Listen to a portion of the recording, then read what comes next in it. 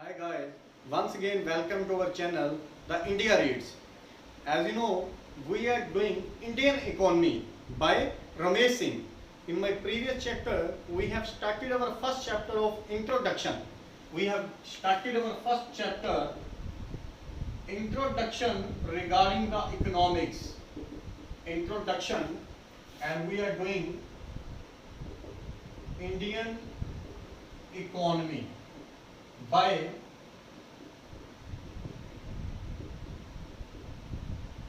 Ramesh Singh. We have done part 1. Today we are going to start part 2 of the same chapter.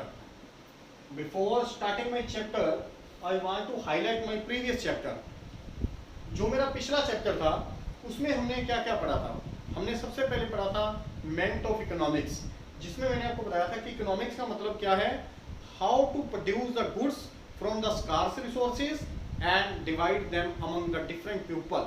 कि economy क्या है, अर्थव्यवस्था क्या है, कि हमारे पास रिसोर्सेज कम है, लोगों की ज़रूरतें ज़्यादा हैं, तो रिसोर्सेज को किस तरह से इस्तेमाल किया जाए ताकि लोगों तक चीज़ पहुंचाई जा सके और कस्टमर को सेटिस्फाइड किया जा सके.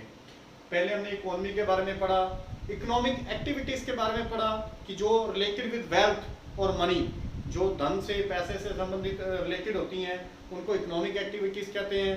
फिर हमने पढ़े थे उसके 3 सेक्टर्स के बारे में कि उसका एक सेक्टर होता है प्राइमरी स्टैंडर्ड.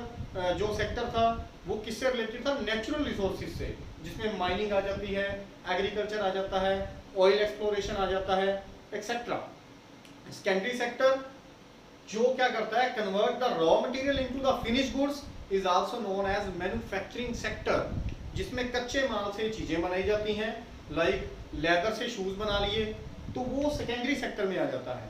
और tertiary sector, these are related with the services like banking, insurance, medical facilities, these all are known as tertiary activities. और फिर उसको टर्शरी जो पार्ट था हमारा, further it was classified into 2 more sub parts. तो उनके नाम थे क्वाटरनरी और क्वेनरी. क्वाटरनरी में क्या डिस्कस किया था, it is also known as knowledge sector because it was related with education, research, development. जो क्वाटरनरी सेक्टर था वो किससे रिलेटेड था, एजुकेशन से, शिक्षा से, रिसर्च से और विकास से, जिनका हमारी नॉलेज से ताल्लुकात था. और क्वेनरी सेक्टर कौन सा था, टॉप डिसीजंस, जितने भी टॉप डिसीजन थे दे वर फॉल अंडर इट. कि कई बार देश में ऐसे हालात आ जाते हैं हमारी इकोनॉमी में, we have to take decision with the help of private corporate sector employees. With the help of private corporate sectors, the state government take the sudden decisions. It was known as the quinary sector. And today we are going to discuss about economic systems. Today we will discuss about economic systems. What is meant by economic system? I have told you earlier in my previous lecture, economic system is related with our economy, is related with money, is related with wealth. When we talk about production, when we talk about investment, when we talk about export import, these all are included in the economic systems. जब हम आयात निर्यात, चीज़ों को मंगवाना, भेजना, इनकी बात करते हैं, जब हम बात करते हैं इन्वेस्टमेंट की, what is investment? When we have to put our money in any business or in any organization with the motive of maximum profit. जब ज़्यादा से ज़्यादा पैसा कमाने के लिए, with the motive of earn profit, पैसा कमाने के लिए इन्वेस्ट करते हैं, तो जिसमें पैसा आ जाता है कि पैसा आपने कमाना है या पैसा लगा रहे हो, these all are included in the economic system. And this economic system is classified into 3 parts. इसको हम किस पार्ट्स में डिवाइड कर सकते हैं इकोनॉमिक सिस्टम को? Economic system is divided into 3 parts. 3 parts इसके हम डिस्कस करेंगे. सबसे पहले हम बात करेंगे मार्केट इकोनॉमी की, after that non market economy, and third is mixed economy. इसमें हम तीन चीजों के बारे में बात करेंगे कि मार्केट इकोनॉमी क्या होती है, नॉन मार्केट क्या होती है एंड मिक्स्ड इकोनॉमी क्या होती है। तो पहले हम डिस्कस करने जा रहे हैं मार्केट इकोनॉमी।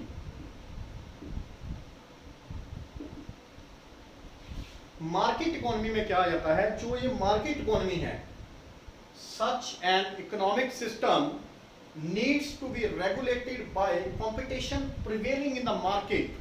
मीन्स क्या है, ये जो कंपटीशन है इसमें क्या होता है, सॉरी ये जो मार्केट इकोनॉमी है इसमें क्या होता है, competition prevailing in the market. इसमें क्या होता है, competition prevails in the market, prevails in the market. इस तरह की जो मार्केट है उसमें कंपटीशन देखने को मिलता है।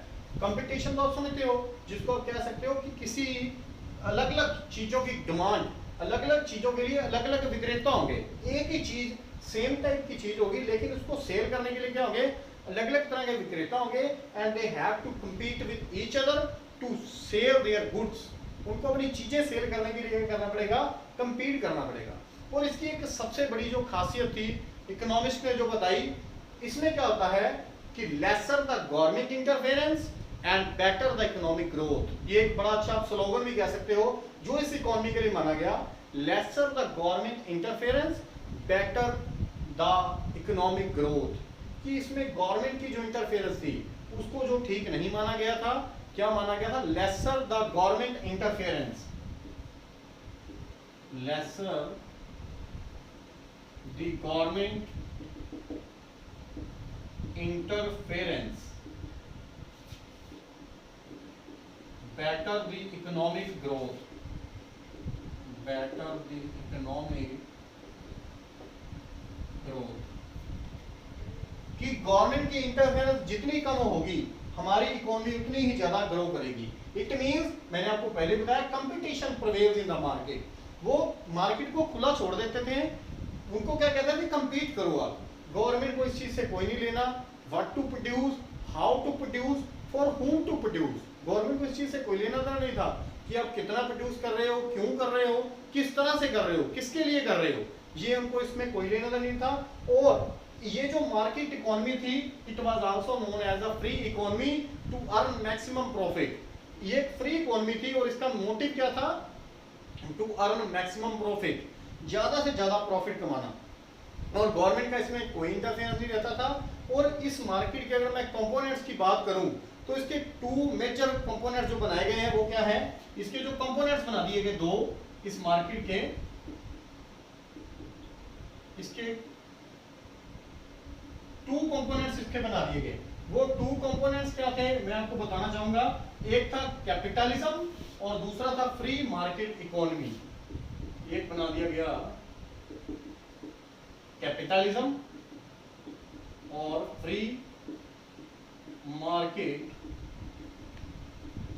Economy. These both were the part of market economy. These both were the component of market economy. Market economy के दो कंपोनेंट बना दिए गए, capitalism and free market economy. और इन दोनों का मीनिंग क्या है, वही मीनिंग जो मैंने आपको मार्केट इकोनॉमी का बताया है। दोनों के मीनिंग इसी में क्लियर हो जाएंगे। Capitalism means a person has to right to keep property assets with himself, with herself, and with the help of this money she can invest in any business and she can earn any type of profit। कि जिस person के पास पैसा है वो अपनी property को जिस तरह से चाहे, जैसे चाहे संभाल कर रख सकता है और उसी पैसे की मदद से वो जितना प्रॉफिट चाहे वो कमा सकता है। फर्स्ट कैपिटलिज्म हो गया। और फ्री मार्केट इकोनॉमी भी उसी को एक्सप्लेन करता है। Free market means there should be competition in the market without any interference of the government. Economist का क्या मानना था कि इस इकोनॉमी में गवर्नमेंट के इंटरफेरेंस को खत्म कर दिया गया, कि गवर्नमेंट उस इंडिविजुअल पर्सन को, कैपिटलिस्टिक को आजाद कर दे कि उसके पास जो पैसा है वो जैसे मर्जी इन्वेस्टमेंट करे, how to produce, what to produce, these all decision should be taken by the individual और कैपिटलिस्टिक। सारे डिसीजन वही लेगा। गवर्नमेंट की दखलंदाजी को इसमें क्या था, बिल्कुल ही खत्म कर दिया गया। But due to some limitation of this system, like during the Great Depression of 1930, there was a necessity of the government interference. Government की दखलंदाजी की जरूरत भी पड़ती है, कई बार हालात ऐसे बन जाते हैं. And due to its limitation the economist discussed about the next economy whose name was non-market economy. Non-market